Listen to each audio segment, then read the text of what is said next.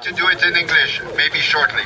I'll try to be short. For us, the vote we're going to have tomorrow is a very important vote because we have four very important things we want to change in the agriculture policy. The first thing is we want capping to stop the big farmers to have most of the money.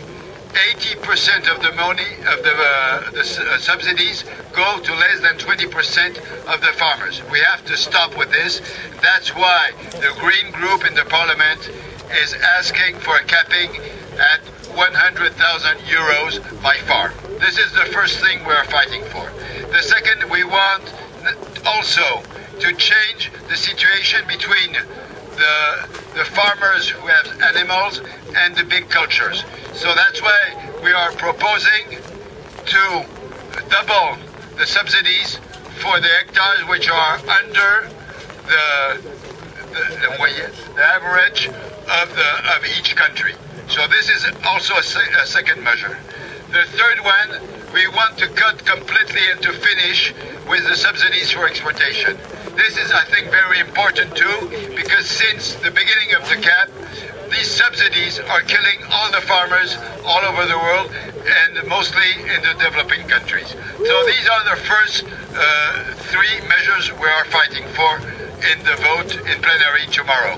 The first one, and which is very important, and I think it's one of the reasons why you are here today, is the greening. What kind of greening do we want?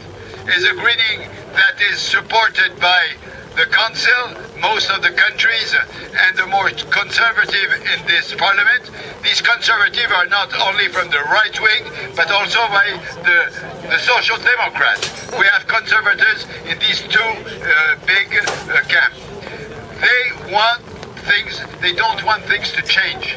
That's why they want only to have the possibilities to keep for the farms to still going on in the same way, and saying that you have to have 3 cultures on your farm, 3 vegetal cultures, and the biggest one has not to be more than 70% of all the farm.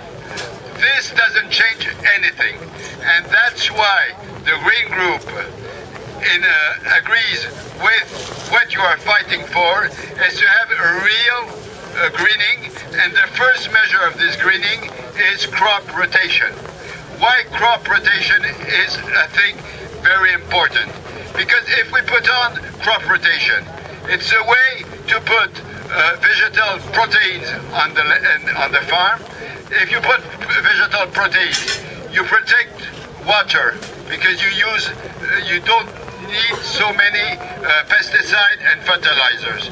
You protect the earth, the biodiversity of the earth, and you protect also the climate. So these are 3 important measures, but that's not at all. We have also an economic problem in Europe, because you know that we import more than 85% of our vegetal proteins, and for that our commercial balance in agriculture is deficit. So this deficit is coming because of this importation. If we are able to produce our own vegetal proteins, we should be able also to have a better benefit for the economy of Europe. And I think this is important.